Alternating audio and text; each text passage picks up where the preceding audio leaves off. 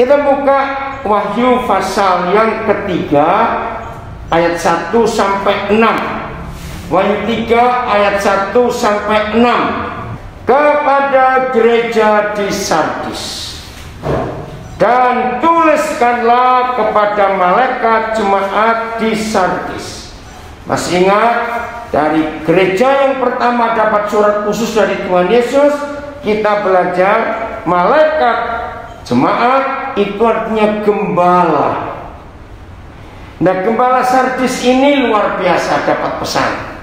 Inilah firman Dia, firman dari Gembala Agung, yaitu Tuhan Yesus Kristus. Apa firman dari Gembala Agung untuk Gembala Gereja Sardis yang memiliki ketujuh roh Tuhan dan ketujuh bintang itu? Aku tahu segala pekerjaanmu. Engkau dikatakan hidup, padahal engkau mati. Aduh, menyedihkan sekali.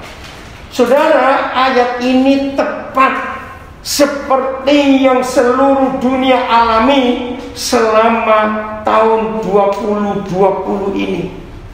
Kita hidup secara umum ya, secara umum. Tapi manusia sedang menghadapi kematian karena COVID-19. Mengerikan sekali. Belum pernah terjadi dalam sepanjang sejarah hidup manusia. Belum pernah ada tahun yang aneh dan menakutkan. Bayangkan, inilah tahun pertama bagi seluruh dunia. Orang tidak bisa buat rencana untuk tahun depan. Kita mau rencana apa? Mau rencana bisnis? Modal ada, fasilitas ada, tapi situasi tidak tentu.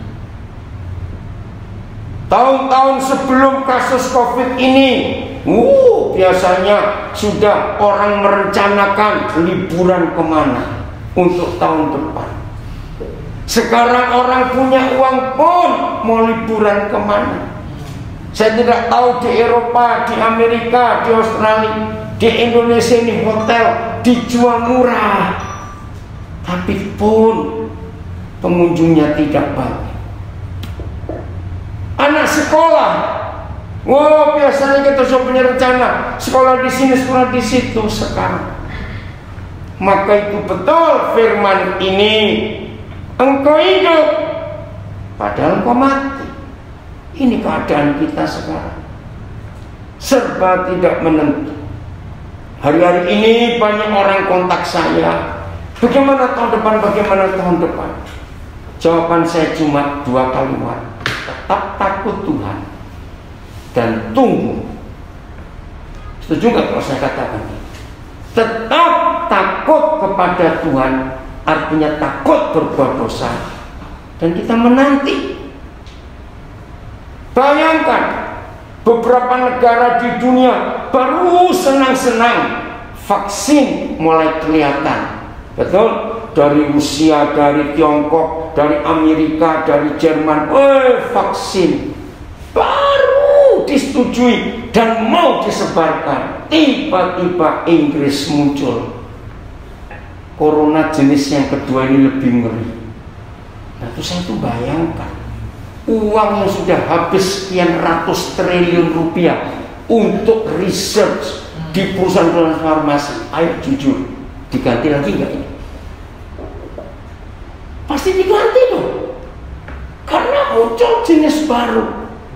Maaf ya saudara, jangan ikuti, cuma saya sampaikan.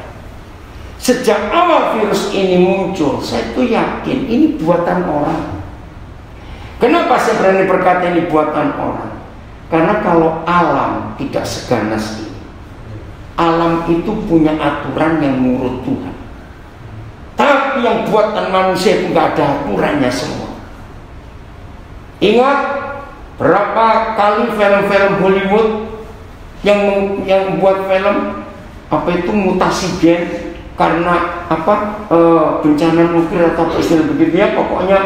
Nah, buatan manusia virus itu, sehingga berkembang biaknya tidak terkontrol. Rupanya yang mereka buat film itu kejadian sungguh sekarang. Karena aneh, betul-betul aneh barang ini. Dunia sudah mengetahui usaha kelompok-kelompok tertentu untuk mengurangi jumlah penduduk dunia. Itu kan kejam sekali. Oke lah, kita nggak usah buat macam-macam. Pokoknya tahun depan yang kurang berapa hari lagi ini, kurang seminggu persis ya, ini 24, 31, 7 hari lagi kita tinggalkan tahun yang aneh ini. Cuma 2 ini, takut Tuhan, dan nggak ada pilihan lain, takut Tuhan. 2, kita tunggu Papa kita akan buat apa. Jadi jemaat Sardis dikatakan kamu hidup, padahal kau mati. Oke, pelan-pelan dulu. Kita kembali ke kalimat yang ini, yang memiliki ketujuh roh Tuhan. Apa itu 7 roh Tuhan? Kita buka Yesaya 11. Kitab Yesaya 11. Inilah ketujuh roh Tuhan itu. Yesaya 11 ayat 2. Ya, Yesaya 11 ayat 2. Roh Yahweh akan ada padanya. Nah, ini Roh Kudus itu. 2, roh hikmat. 3, roh pengertian. 4, roh nasihat. 5, roh keperkasaan. 6, roh pengenalan. Dan yang ke-7, roh yang takut akan Tuhan. Kenapa kurang? Suaranya nggak jelas kali itu. Oh, suara nggak jelas. Oke ya, saya agak dekat. Sekarang bisa jelas? Agak dekat. Oh, bukan ya? Oke. Nah, inilah ketujuh roh Tuhan itu. Nah, kita nggak usah melihat detail satu persatu. Kenapa? Ada lagi masalah? Ya, kita nggak akan lihat detail satu persatu. Tapi untuk hidup yang tertib dan diatur oleh Roh Kudus, maka ketujuh roh ini harus ada dalam hidup kita. Saya ulangi, untuk hidup benar, hidup tertib, dipimpin, diatur oleh Roh Kudus, maka ketujuh roh Tuhan ini harus ada. 1, yaitu Roh Kudus sendiri. Saudara, setelah Tuhan Yesus naik ke surga, maka kita tahu tugasnya Roh Kudus, dan gereja ada karena kuasa Roh Kudus. Roh kedua, roh hikmat. Apa sih bedanya hikmat dengan kepandaian? Beda. Kepandaian karena orang belajar di buku, lewat kuliah, kampus.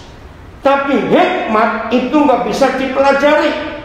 Masih ingat Amsal berkata, permulaan hikmat ialah takut akan Tuhan. Nah, di masa COVID yang mengerikan ini, tidak ada kemampuan intelektual manusia yang bisa mengatasi. Setuju tidak saya berkata ini, saudara? Kepandaian manusia, intelektual manusia nggak bisa. Ini barang aneh sekali. Berubah semuanya. Maaf ya, kalau ada konsultan-konsultan yang ikut di Zoom atau acara sekarang ini, belum pernah di dunia ada konsultan kebingungan seperti sekarang. Mau konsul apa? Ya betul tidak, saudara? Nggak bisa. Perubahannya begitu cepat dan nggak bisa diprediksi. Nah, dalam menghadapi dunia seperti ini, kita anak-anak Bapa di surga perlu roh hikmat. Dan roh hikmat ini tidak datang dari manusia, tidak, dari Bapa sendiri. Sangat perlu. Orang yang tidak punya roh hikmat di masa seperti ini, cuma satu yang muncul, takut. Nggak ada lain. kita tahu sampai hari ini corona ini belum ada obatnya, nggak ada.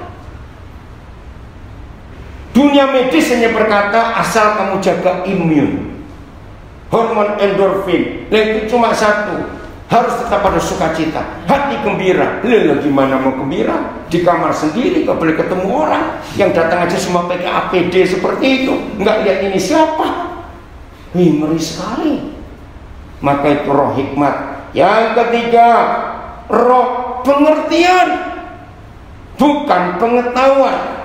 Beda, pengetahuan karena belajar di sekolah dan lewat buku. Kalau pengertian itu sesuatu yang nggak bisa dinalar, ya, nggak bisa diukur dengan jalan pikiran manusia. Ini pengertian. Di masa-masa seperti ini, menjelaskan kepada anak-anak karena situasinya seperti ini, harus ada roh pengertian. Saudara pernah dengar istilah bahasa Melayu, yang tersurat itu yang terbaca, yang tertulis kita baca. Tapi kan ada yang tersirat. Nah, saya harap yang di Eropa, di negara yang berbahasa Inggris tersirat, apa ya yang ada di balik tulisan itu? Nah, itu namanya roh pengertian. Kita diajar untuk bisa mengerti yang bukan karena tulisan. Saya harap mengerti kalimat ini. Roh keempat, roh nasihat. Wih, saudara, di masa seperti ini orang itu butuh nasihat. Memang secara fakta setiap akhir tahun, maaf ya, saya cuma ngomong jangan ada yang tersinggung. Setiap akhir tahun yang paling laris itu peramal. Betul tidak? Orang ingin tahu peramal, ahli nujum, orang gokil bilang tukang guamia, ya, peramal apa saja, karena ingin minta nasihat. Tahun depan ini mau bagaimana? Saya percaya, maafkan kalau ada peramal yang ikut di sini. Mau ngeramal apa? Mau apa yang mau diramal buat tahun depan? Wih, ngeri sekali. Nah, disinilah roh Tuhan yang keempat, roh nasihat. Tidak ada nasihat yang tepat untuk masa depan manusia kecuali dari Tuhan sendiri. Sebab Dia yang paling tahu. Maka itu hari-hari terakhir ini, saudara, Desember ini saja. Desember ini saja baru tanggal 24, dari 1 Januari anak-anak saya, orang-orang kenal baik saya yang positif COVID itu lebih dari 30 orang. Bayangkan, mengerikan sekali. Nasihat saya cuma satu, jangan panik. Nah, saya pakai istilah salah seorang anak saya di Denpasar, Pendeta Wimko. Nah, ini yang belum tahu. Yang awal-awal COVID ini kira-kira bulan Mei, dia bilang, "Pak, saya dapat sesuatu." Apa itu? COVID-19 Academy. Wih, keren juga. Jadi Akademi COVID-19. Setuju gak? Kalau kita lihat, kita sedang sekolah ini.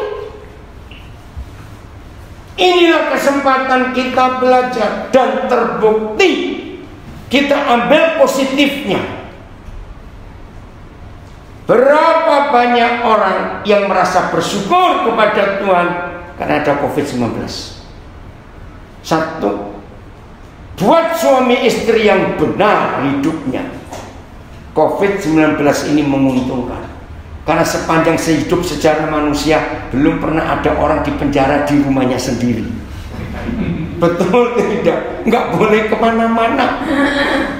Bukankah buat suami istri ini waktu yang indah, makin kenal yang sama ini nggak pernah kenal? Bayangkan, mana pernah ada waktu seperti tahun 2020 ini suami istri di rumah paling lama daripada sebelumnya.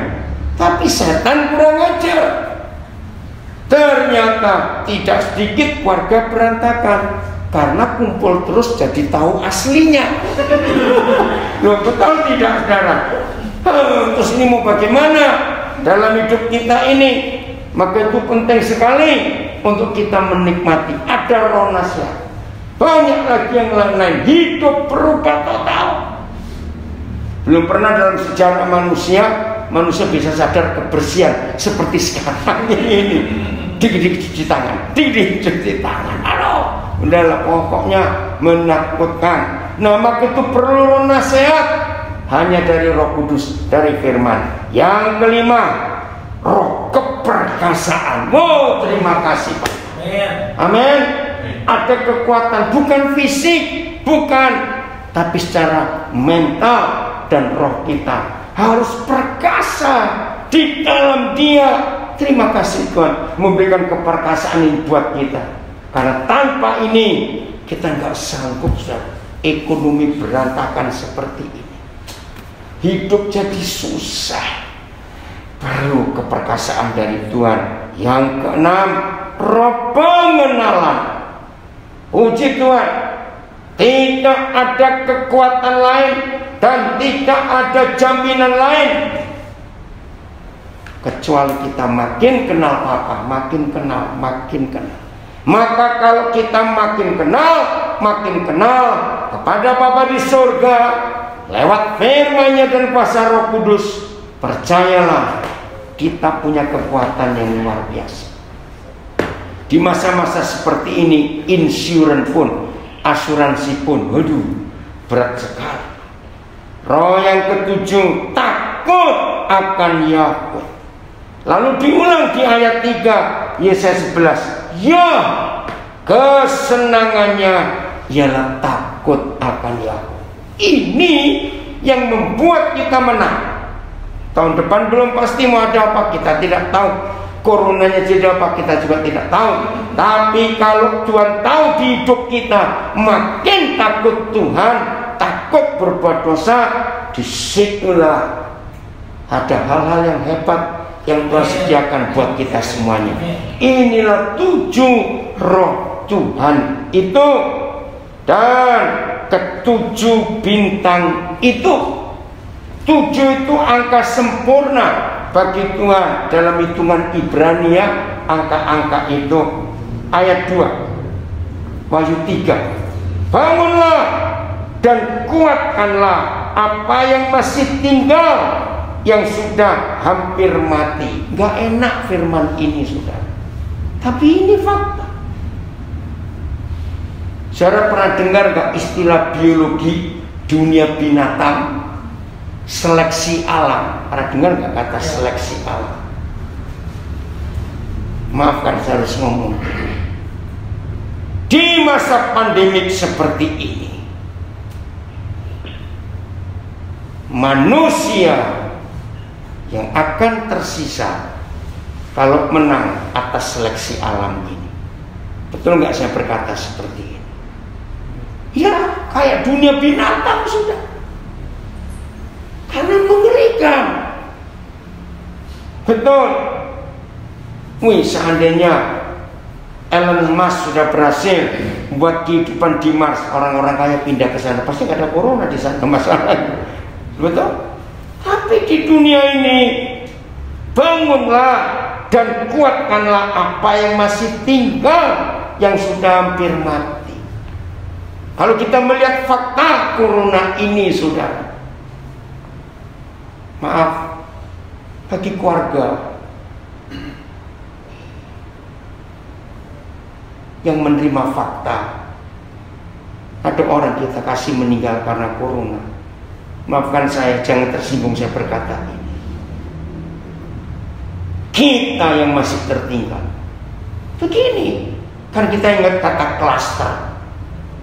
Aduh, ngeri sekali. Ada 20 orang kumpul, tiba-tiba satu ketahuan, maka yang 19 harus kena semua. Yang 19 dicek lagi, kamu kumpul siapa lagi? Apa nggak pusing itu? Terus nguruntutnya, mau ngurunutnya kemana? Siapa lagi? Ini loh, istilah ini bagus sekali. Bangunlah dan kuatkanlah apa yang masih tinggal, yang sudah hampir mati. Saudara, kita yang masih ada sampai hari ini, sebetulnya kita semua hampir mati. Betul tidak? Saya sering cerita begini. Kalau ada perang, memang menakutkan.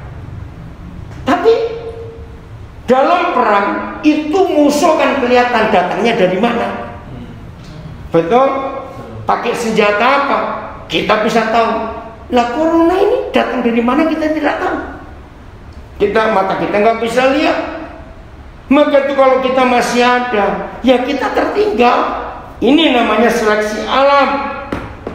Terus sebab tidak satupun dari pekerjaanmu aku dapati sempurna di hadapan Tuhanku. Ampuni Tuhan.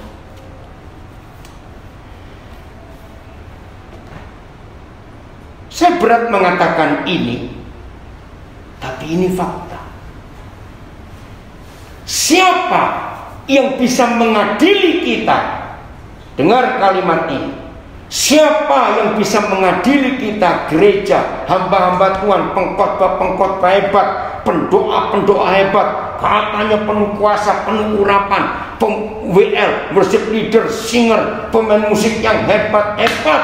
Sebelum ada corona ini, saudara, maaf saya berkata, bukankah dengan COVID-19 ini semua pelayanan kita teruji? Karena tidak ada panggung, tidak ada mimbar. Jadi ayat 3 ini luar biasa. Sebelum ada corona, semua kita, apalagi gereja-gereja besar yang panggungnya, untuk LED-nya seberapa ratus juta itu. Pelayanan kita di mimbar disorot. Wah, begitu hebat. Maka itu maaf lagi sekali. Sebelum ada corona, saudara, baik hamba Tuhan, istri hamba Tuhan, pemusik, pemuji Tuhan, singernya, worship leadernya, semua asirnya. Jadi kalau sudah Jumat malam itu sudah sibuk. Sibuk apa? Ngurus baju seragam apa untuk hari Minggu. Karena mau tampil. Maaf. Sekarang mau tampil di mana? Orang ibadahnya bisa pakai kaos singlet sambil ngopi, betul nggak? Kan duduk di rumah. Siapa yang melihat?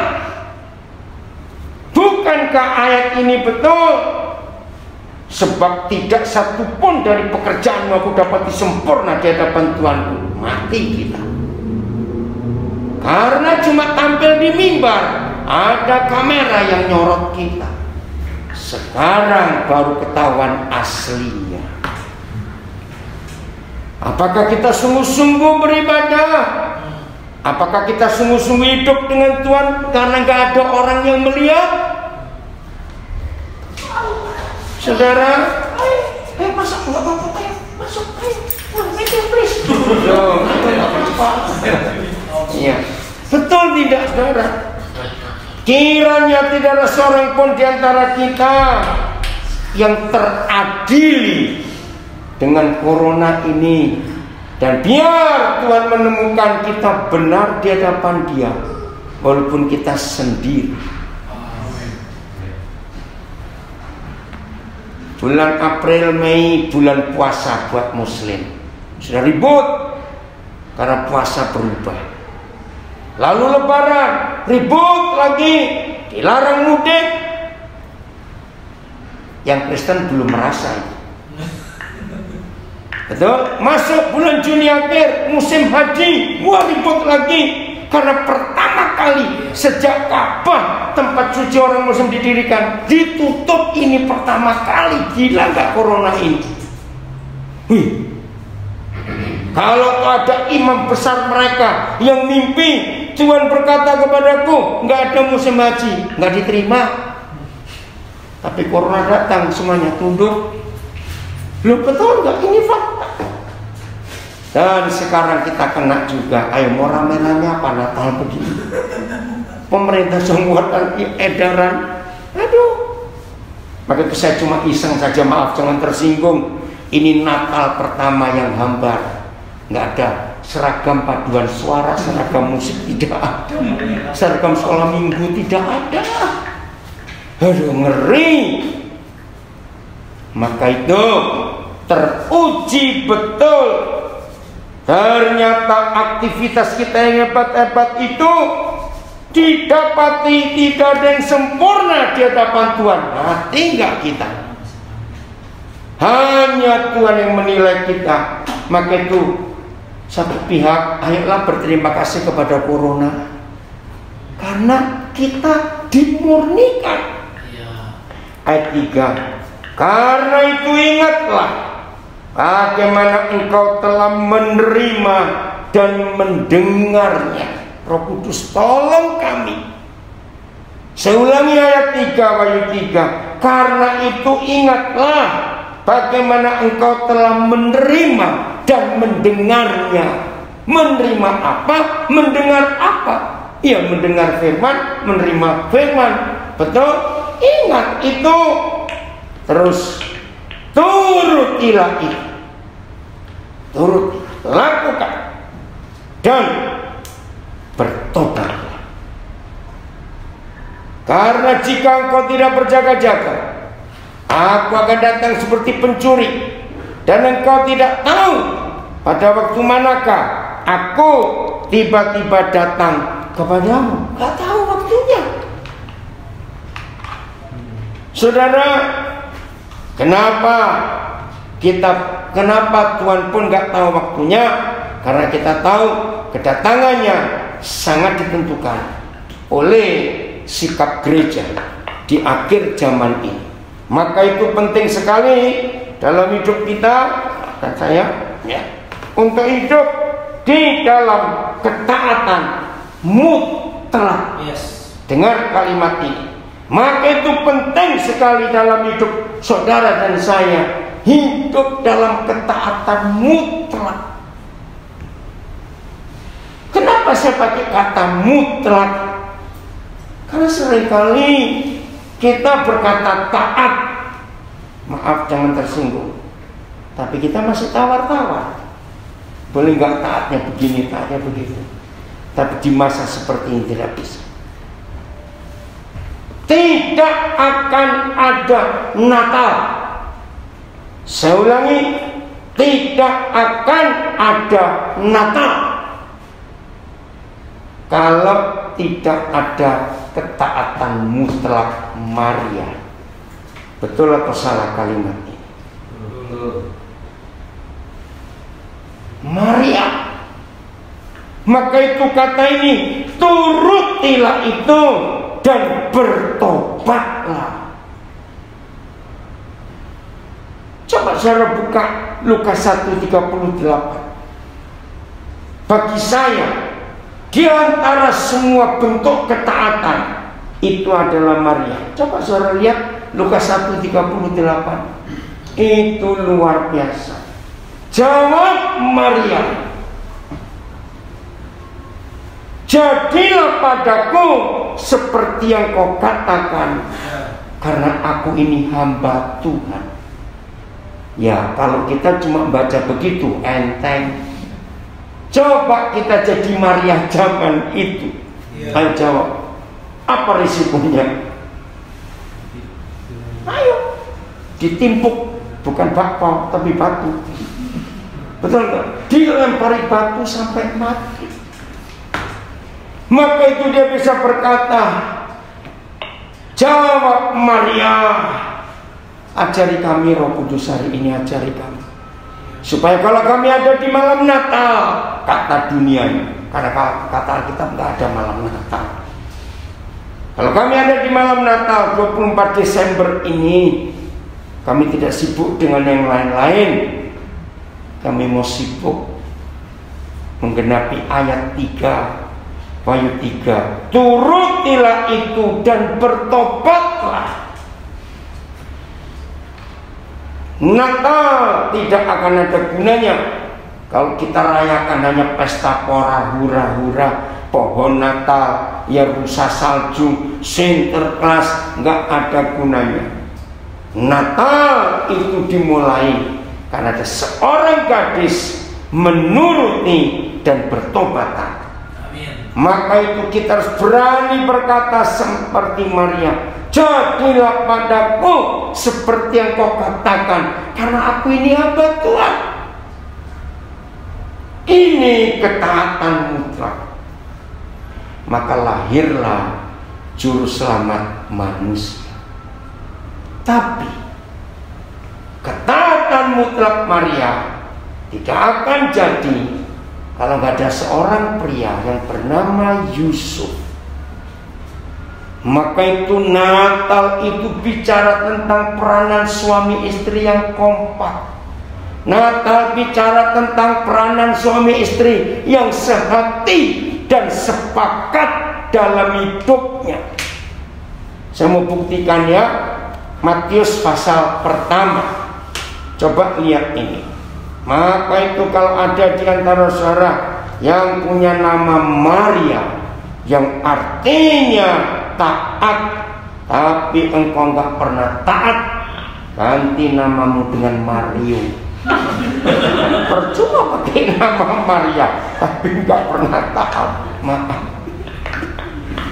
karena Maria jadi taat. Nah, begitu malah Yusuf, ini cowok hebat saudara. Aduh, maka itu semua laki-laki harus belajar dari Yusuf. Matius pasal yang pertama ayat yang ke-18. Matius pertama ayat 18. Baik. Kelahiran Yesus Kristus. Kelahiran Yesus Kristus adalah seperti berikut. Nah, seperti berikut ini bukan langsung ada wanita hamil kesakitan, enggak. Seperti berikutnya, pada waktu Maria ibunya bertunangan dengan Yusuf, ternyata Maria mengandung dari Roh Kudus sebelum mereka hidup sebagai suami istri. Nah, dari sini mulai masalah muncul. Tapi ini ketaatan Maria. Karena Yusuf suaminya seorang yang tulus hati. Para pria, para suami, mari kita periksa. Adakah kita para pria, para suami hatinya setulus hati Yusuf? Harus, karena ini yang Tuhan cari. Apa ketulusan hati Yusuf? Maaf ya, maaf. Di sini pun ada berapa pria ya di sini. Ayo, segoblok-gobloknya cowok, meluk ceweknya tidak, cium juga tidak, kok tiba-tiba hamil. Mikir nggak cowok goblok ini hamil sama siapa? Loh, saya tanya, loh, jangan tersinggung. Loh, betul nggak kira jawaban itu? Yusuf ini luar biasa. Lihat, ditulis begini, ayat 19. Karena Yusuf suaminya seorang yang tulus hati. Nah, ini keren. Dan tidak mau mencemarkan, menjelekkan, merusak nama istrinya itu di muka umum. Ia bermaksud menceraikannya, meninggalkannya dengan diam-diam. Wajar, dia nggak ngapa-ngapain kok. Betul tidak, saudara? Tapi ini ketulusan Yusuf. Nah, tulus yang kedua ini hebat sekali. Ayat 20. Tetapi, ini dengar ya, tetapi ketika Yusuf mempertimbangkan maksud itu, sudah ngitung. Dengarkan gak ya? Tinggalin aja. Aku nggak ngapa-ngapain. Udahlah, aku juga nggak marah sama dia. Aku juga nggak mau ngusut sama cowok siapa kamu. Enggak. Diam-diam dia tinggalkan. Surga terlibat lagi. Malaikat Yahweh nampak kepadanya dalam mimpi dan berkata, Yusuf anak Daud, janganlah kau takut mengambil Maria sebagai istrimu, sebab anak yang di dalam kandungannya adalah dari Roh Kudus. Jujur, cowok-cowok jujur ini. Saya juga harus jujur. Langsung terima mimpi itu. Walaupun datang malaikat, jawab. Mikir. Bisa aja mimpi karena kekenyangan toh. Betul enggak? Bisa mimpi karena siangnya terlalu banyak apa? Bisa. Inilah ketulusan yang kedua dari hati Yusuf. Dia percaya itu Tuhan. Nah, ini hebat. Jadi Yusuf menerima. Wih, luar biasa. Berarti hubungan Yusuf dengan Papa di surga itu baik atau tidak? Jelas sangat baik. Maka itu mimpi itu dia percaya, ini papaku yang bicara. Kalau Yusuf tidak punya pengenalan yang benar kepada Papa di surga, dia wajar dan berhak untuk menolak mimpi itu. Apa-apaan ini? Aku nggak ngapa-ngapain kok, enak aja suruh nerima. Betul tidak, saudara? Nah, maka itu Natal itu karena ada dua orang suami istri yang dua-duanya takut akan Tuhan dan dua-duanya menjadi pelaku firman, Yusuf dan istrinya, yaitu Maria. Sayang, Matius tidak menuliskan bagaimana cara mereka berunding. Nggak penting. Yang penting suami istri ini hidup taat dan takut akan Tuhan. Maka itu kalimat Wahyu 3 ayat 3 bagian tengah tadi, turutilah dan bertobatlah. Saudara, 2021 misteri besar. Kita nggak tahu. Maka itu daripada capek-capek, nggak usah ingin tahu, ikuti aja pokoknya Tuhan mau apa dalam hidup kita. Maka itu saya katakan tadi, yang penting kita takut Tuhan, setia kepada Tuhan, dan tunggu Roh Kudus akan mimpin kita ke arah mana dengan 7 roh Tuhan tadi. Jadi Yusuf dan Maria adalah gambar, adalah contoh, adalah pola, adalah patron, adalah pattern untuk saudara dan saya berjalan di tahun 2021. Cuma itu contohnya, taat, nurut, suami istri kompak, jangan berseberangan, jangan saling bantahan, jangan terus hati, karena kita nggak tahu bagaimana model virus ini nanti. Ya, banyak orang yang bertanya, gimana? Jawaban saya cuma satu, virus ini akan berakhir. Hanya Tuhan yang bisa mengakhiri. Ketika dia menyampaikan firman-Nya kepada alam ini, kepada dunia ini, kita nggak tahu kapan dia bicara itu. Nantikan saja. Saya lanjutkan. Aku akan datang seperti pencuri, dan kau tidak tahu pada waktu manakah aku tiba-tiba datang kepadamu. Jadi cuma menunggu. Maka itu tadi saya katakan adalah kedua untuk tahun 2021. Yang pertama takut Tuhan, yang kedua tunggu, karena kita nggak tahu Tuhan mau bergerak, Tuhan mau bekerja, Tuhan mau bagaimana. Tunggu. Nah, untuk menunggu supaya nggak capek, jangan buat rencana apa-apa dulu. Betul nggak? Mau buat rencana apa? Kita nggak tahu, perubahan bisa terjadi tiba-tiba. Jadi tunggu. Nantikan itu dengan takut akan Tuhan. Nantikan itu dengan konsentrasi dan fokus kepada Tuhan. Sudah, nggak ada cara yang lain untuk kita bisa menghadapi dunia ini. Satu ayat sebelum kita pindah ke ayat yang keempat, Wahyu 3. Kisah Rasul 3:21. Coba saudara lihat. Kristus itu harus tinggal di surga. Nah, itu aneh. Jadi hubungannya, kalau dia berkata, berjaga-jagalah, karena aku akan datang seperti pencuri, dan engkau tidak tahu pada waktu manakah aku tiba-tiba datang kepadamu. Siapa yang bisa tahu? Ternyata ada. Kisah Rasul 3:21 itu bagus sekali, saudara. Yang belum tahu silakan baca. Kristus yang kita nanti-nantikan sambil berjaga-jaga ini, untuk sementara waktu harus, garis bawahi kata itu, harus tinggal di surga. Harus. Coba saudara pikirkan, tanyakan, siapa yang mengharuskan ini? Pasti ada dong.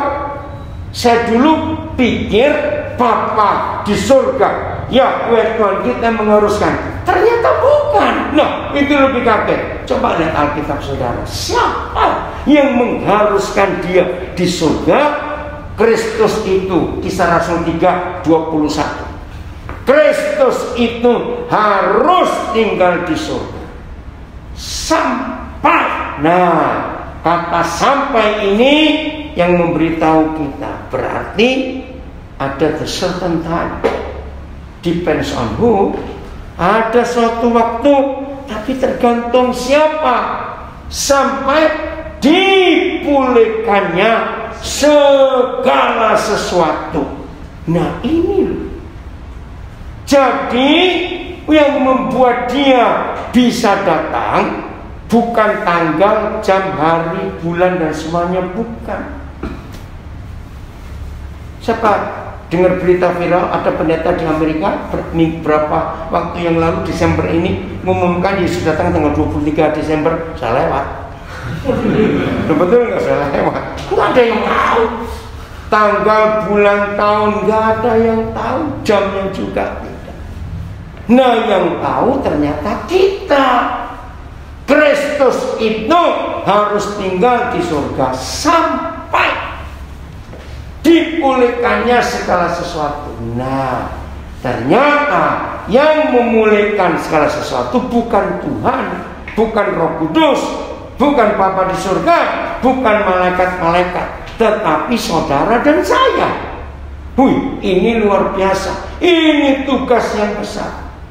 Seperti yang difirmankan oleh nabi-nabinya yang kudus di zaman dahulu, zaman perjanjian lama. Wah, waktu saya dapat pewahyuan ini, saya langsung lemes. Masih lama. Karena gereja harus membongkar kitab Kejadian sampai Maleaki, yang di dalam setiap buku itu ada nubuat pemulihan. Saya langsung lemes. Kapan ini kalau begitu? Sampai dipulihkannya segala sesuatu seperti yang dinubuatkan para nabi-nabi yang kudus di zaman dahulu. Maka pekerjaan ini besar gereja. Nah, saya bersyukur dengan adanya COVID. Jangan tersinggung ya, jangan tersinggung ya. Dengan adanya COVID, aktivitas gereja berkurang 90% lebih. Satu, nggak ada latihan musik. Dua, nggak ada latihan paduan suara. Tiga, tidak ada doa jemaat. Empat, tidak perlu cetak warta. Lima, nggak perlu latihan tamborin sama gedung. Loh, betul tidak saudara? Nah, kalau gereja aktivitas rutin sebelum COVID itu kurang sampai 90%, maka pribadi-pribadi murid Yesus inilah yang harus aktif di luar kebaktian minggu. Apa aktivitas kita? Cari orang-orang yang harus kita pulihkan. Ini pengertian saya tentang adanya COVID-19. Betul tidak? Coba bayangkan ya, sebelum ada corona ini, gereja-gereja besar yang ibadahnya 1 kali hari Minggu, lebih dari 4 kebaktian, apalagi di Jakarta banyak sekali. Saudara bayangkan, untuk buat 1 kebaktian saja paling sedikit 4 hari kerja habis setelah pulang kerja sore. Betul? Persiapan ini, persiapan itu, latihan ini, latihan itu. Itu hanya untuk 1 kali ibadah. Nah, kalau sampai 4-5 kali ibadah, gereja-gereja besar itu habis berapa waktunya? Sekarang ada banyak waktu untuk kita keluar memulihkan banyak orang. Betul tidak?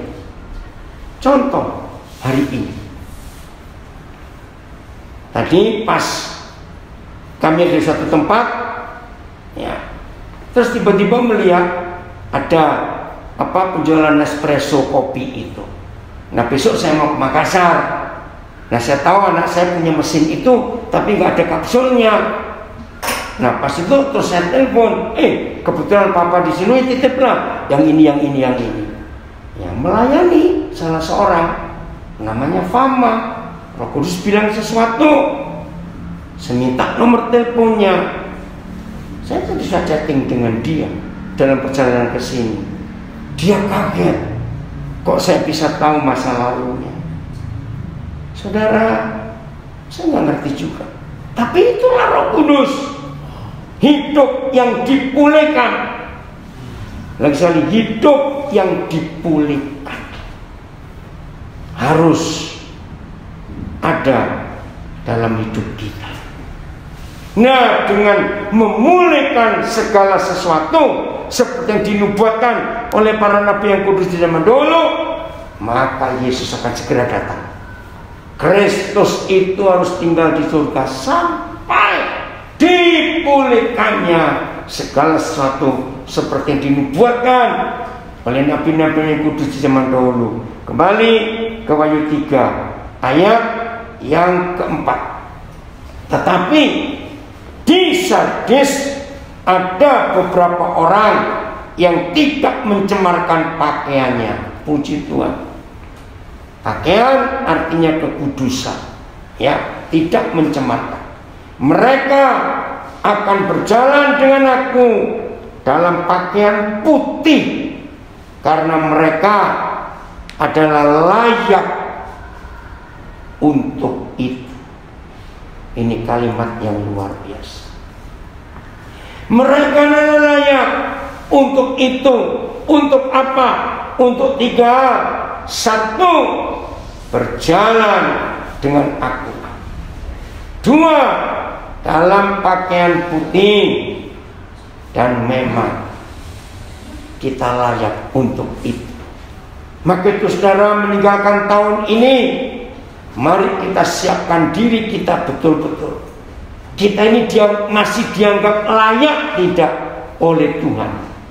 Terpujilah Tuhan kalau Dia menilai kita semuanya tetap dianggap layak. Terima kasih untuk itu. Bukan karena kita hebat, amin. Bukan karena kita rohani, tidak. Karena kita mau taat mutlak seperti Yusuf, seperti Maria tadi. Itu janji Tuhan buat kita semuanya. Sekarang di Alkitab memang banyak, apalagi kitab Wahyu, banyak bicara pakaian.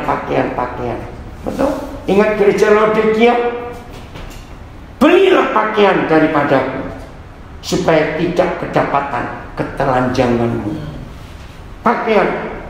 Dan dia bersama-sama dengan penunggang kuda putih itu, seluruh pakaian, seluruh tentara di surga mengikuti dia. Itu Wahyu 19. Memakai pakaian putih bersih. Itu Wahyu 19. Pakaian. Ada banyak lagi soal pakaian. Apa pakaian di sini? Ternyata ini bicara kemuliaan Tuhan. Masih ingat Roma 3 ayat 23? Coba saudara baca Roma 3 23. Yang lupa, ketika semua manusia jatuh ke dalam dosa, maka manusia kehilangan kemuliaan Tuhan. Caranya gampang untuk mengerti Roma 3:23. Langsung lari ke Kejadian 3. Apa yang pertama kali disadari oleh Adam dan Hawa setelah mereka makan buah itu? Apa yang hilang? Yang pertama kali mereka lihat. Pertama kali saya belajar ayat itu, saya tertawa. Ini ayat paling lucu se-Alkitab. Ayo, kan ditulis begini. Begitu mereka selesai makan buah itu, langsung mereka sadar kalau mereka itu telanjang. Nah, lucu nggak? Apakah dari tadi mereka pakai pakaian? Jawab. Dari sebelum makan buah itu mereka pakai pakaian? Nah, terus kok jadi telanjang? Ngerti nggak maksudnya? Jadi apa itu kemuliaan Tuhan yang hilang ketika manusia jatuh dalam dosa? Ternyata itu pakaian. Bicara pakaian itu bicara otoritas. Coba, misalnya kita dapat pinjaman seragam polisi lengkap lalu lintas, pinjam ya. Berdiri di perempatan jalan, prit, orang nurut nggak? Nurutnya ke kita atau ke bajunya? Nah, itu otoritas. Tuhan tolong kami.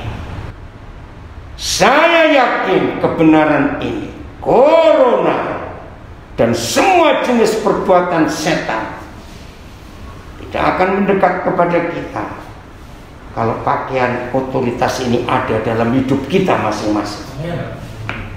Catat itu.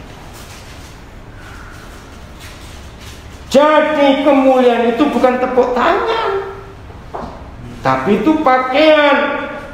Dan dalam pertobatan kita, ketaatan mutlak kita seperti jemaat Sardis. Tetapi di Sardis ada beberapa orang yang tidak mencemarkan pakaiannya. Mereka akan berjalan dengan aku dalam pakaian putih karena mereka adalah layak untuk itu. Wih, luar biasa. Terima kasih Tuhan, Kau kembalikan pakaian itu untuk kami semuanya yang mau taat seperti Maria dan seperti Yusuf. Ayat 5. Barang siapa menang, puji Tuhan, ada janji kemenangan. Barang siapa menang, ia akan dikenakan pakaian putih yang demikian. Kembali kata pakaian, dikenakan. Menang dari apa? Menang dari semua pergumulan hidup yang berat di akhir zaman. Menang dari godaan-godaan dosa yang mengerikan sekarang ini. Menang dari semua peperangan yang Tuhan izinkan kita hadapi. Perang terhadap ketakutan, kekhawatiran akan hidup, kengerian di akhir zaman. Kita semua harus menang. Amin. Begitu kita menang, kita pakai pakaian putih. Aku tidak akan menghapus namanya dari kitab kehidupan. Terima kasih Tuhan, nggak akan dihapus, melainkan aku akan mengaku namanya di hadapan Bapakku dan di hadapan para malaikatnya. Luar biasa kalau kita diakui oleh Tuhan Yesus di hadapan Bapa dan para malaikatnya. Tapi kembali pada prinsip tadi ini, saudara, hiduplah seperti Yusuf, hiduplah seperti Maria, contoh orang yang tulus, orang yang taat. Risikonya besar, tidak mereka takut untuk menghadapinya. Ini kemenangan yang Tuhan sediakan, yang Tuhan janjikan untuk itu. Ayat 6 terakhir. Siapa bertelinga, hendaklah ia mendengarkan apa yang dikatakan Roh kepada gereja-gereja. Kita harus dengar apa yang Tuhan katakan kepada gereja-gereja. Inilah waktunya, inilah waktunya. Kita bersyukur untuk janji-janji yang tetap berlaku buat kita semua sampai selama-lamanya. Ayo, kalau Roh Kudus memampukan kita untuk hidup berbeda dengan generasi yang bengkok ini, ayo kita bagikan kepada banyak orang di sekitar kita, supaya mereka bisa mengikuti pola hidup yang sederhana dari Tuhan kita Yesus Kristus. Amin. Inilah firman yang harus kita pelajari dalam kehidupan kita, supaya di samping kita jadi pemenang, tapi kita pun akan menjadi berkat buat banyak orang-orang yang lain. Ayat yang terakhir, supaya menjadi kekuatan buat kita semua, Yohanes pasal yang keempat. Yohanes pasal yang keempat, yang ini kita menjadi contoh buat kehidupan kita. Yohanes pasal yang keempat, ayat ayat 42. Yohanes 4 ayat 42. Dan mereka berkata kepada perempuan itu, setelah orang-orang ini percaya kepada Tuhan Yesus karena kata-kata perempuan itu, maka itu perempuan ini penginjil pertama di dunia.